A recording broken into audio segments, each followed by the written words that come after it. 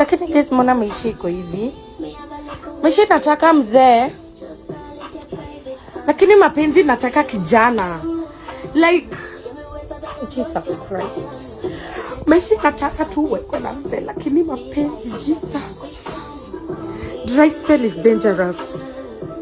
Hey guys, something called dry spell should not even exist. God.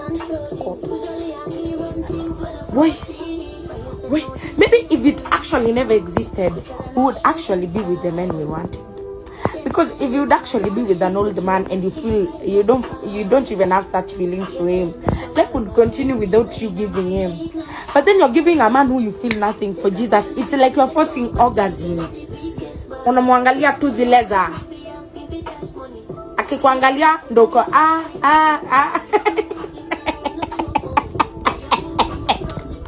Akikuangalia ndoko zileza Stagani zim super yo.